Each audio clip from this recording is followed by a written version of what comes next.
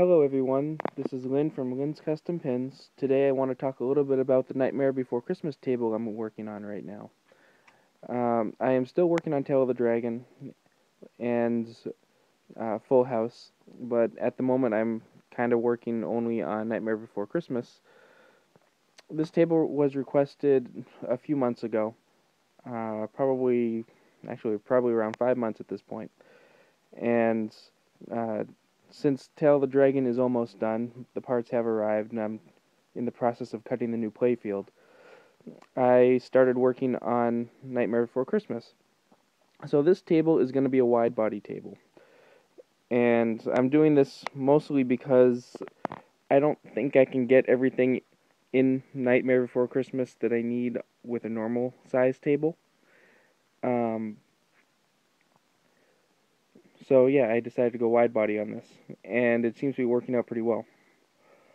I have a good number of shots on this table, a good number of hidden diverters. I've got one big ramp, which I'll talk a little bit about. I've got a kickback, which I'll talk a little bit about, and a couple really interesting toys, which I'll discuss a little bit as well. So the first thing we should talk about is probably the Plunger Lane skill shot. So I kind of took a cue on Whitewater, which you can kind of see in the background there, with how the skill shot needs to work. So you can see I've kind of got a placeholder metal ramp thingy that goes up and it drops down onto another metal ramp over into the back rollover lanes here. Now, I originally didn't have any rollover lanes, but I had this big dead space, so I figured I might as well try and fit them back here somewhere.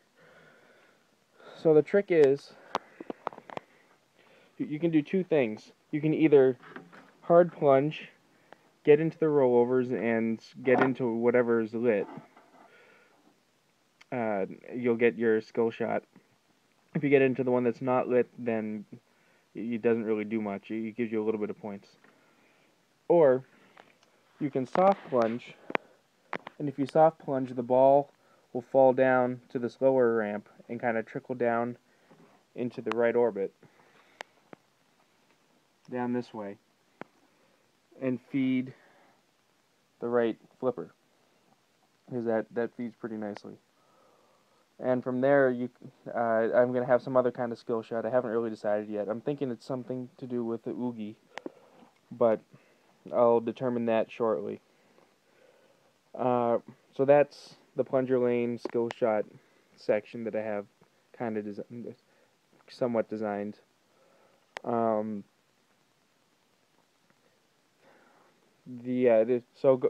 from left to right for shots, you got the left orbit, you got oogie, that big wooden block right there. You have this loop that goes around oogie. This is the serpent loop. This big wood block represents Jack's tower. This is eventually going to look more like a tower. You have this ramp, the main ramp.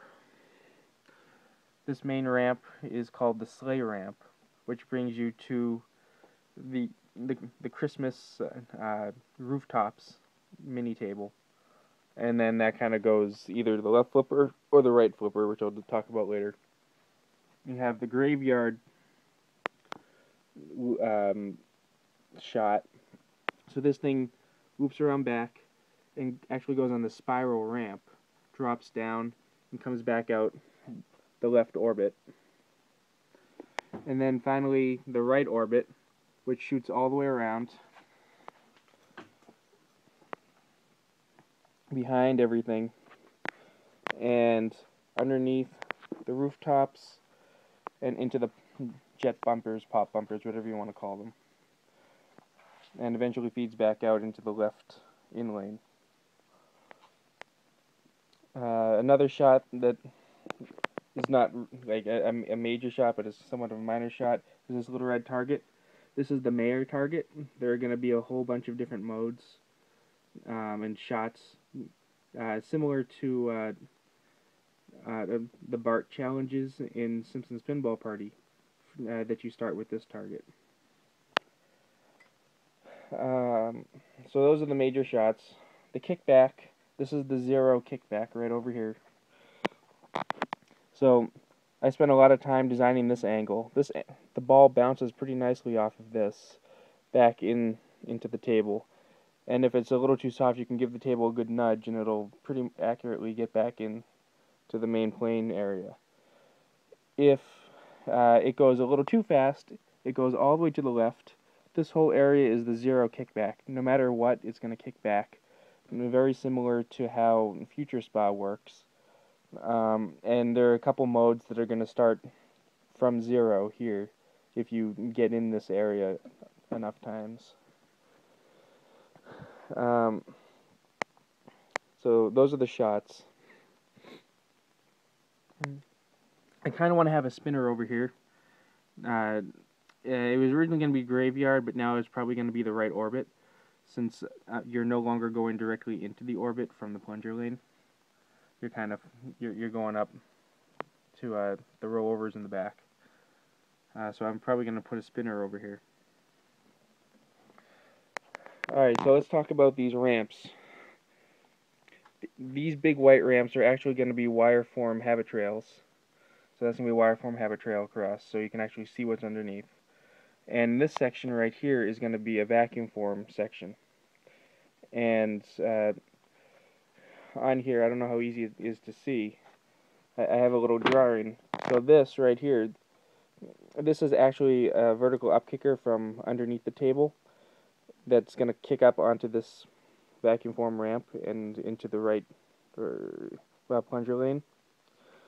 And this square represents a flap. So this is going to be very similar to the Scared Stiff VUK from the spider hole. And it's going to come from the sub table. This was part of a request.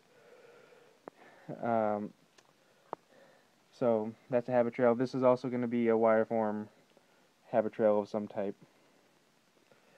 And up here you can see there's a hole in the mini playfield. This hole is going to be for a diverter. Now this diverter is not going to be computer controlled. It's going to be human controlled. So the native state of this diverter is going to be closed. So that whenever you come off of the sleigh ramp, you will always feed the left flipper. So let's say you want to feed the right flipper. There's going to be a secondary button on the left side, a little above and deeper into the cabinet from the left flipper. You activate that, that'll flip this on for about 5 or 10 seconds, whatever feels right. And the ball will then go across the habit trail and feed the right flipper. And that's kind of vital for starting some modes. So down here you can kind of see some placeholder lamp holes that I've kind of drew. These up here represent all of the holidays, and these over here represent all of the game modes. And I actually have 3 less game modes. I have 5 game modes now and 6 holiday modes, and then the final feature. These bottom ones or top ones may represent the 3 Oogie modes, but I may try and find a way to put those lamps up closer to Oogie, because I think that's going to make more sense. So let's say you want to start a regular game mode.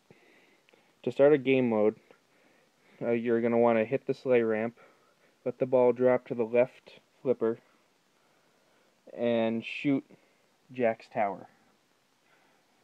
That'll start game modes, and you can stack all game modes. So if you do that all 5 times, you can stack all 5 game modes.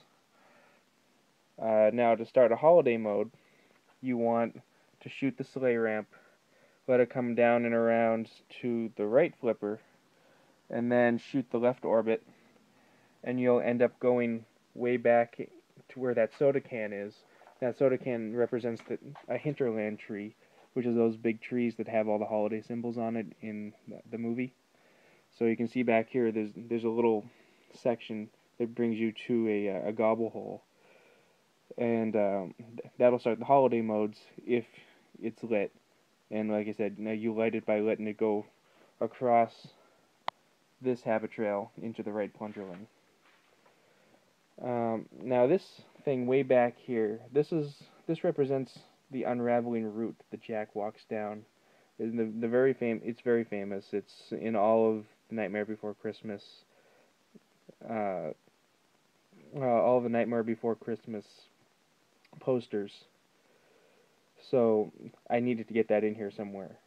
And this diverter here, when it opens up, will allow you to come up from the left orbit, and you'll feed into this vertical up kicker into the root, and this will actually unravel using spring steel of some type and bring you right into the hinterlands hole. How that's actually going to be activated, I don't quite know yet, and what it's actually going to mean, I don't quite know yet. But it's there, and it will be in the game. Oogie. So this big block and this spool of wire represent Oogie. And there's going to be a target here that you can hit. Now, Oogie himself, he's actually going to mostly be kind of sunken in the playfield, and when he's active, he's going to pop up, similar to Ironmonger and the Ringmaster. You're not going to actually hit him himself, but he will have a full 360 servo and a couple other things to allow him to spin around and bounce and whatnot, to make him seem more alive. I'm going to put a magnet in front of him too, so when he is up and active, he can either catch the ball and throw it back, or he can kind of make the ball go in some weird tangent when you hit him, like the Ironmonger. Jack's tower, you can see this little square I drew that represents a drop target, so it's going to be a door into the tower.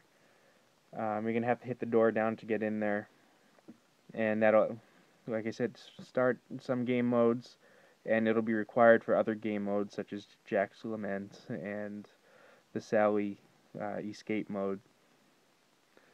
And that, if I move this block out of the way, you can see in here, it kind of loops around to a saucer here, and this saucer will then kick back out into the graveyard and down to the right flipper.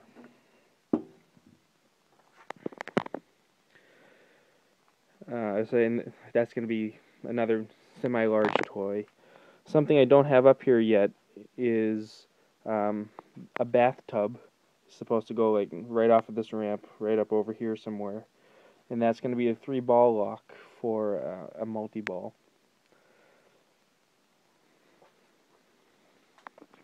Now, something else I have way over here in the right orbit. If you shoot the right orbit, in the back, underneath this spiral ramp, which I'm going to move out of the way for a moment, underneath here, I have another diverter that can open up and bring the ball into a gobble hole. This is going to be used for a multitude of different things, one of which being the Oogie Wheel of Misfortune, or whatever it's called. I'm calling it the Wheel of Misfortune. It might just be the Wheel of Fortune.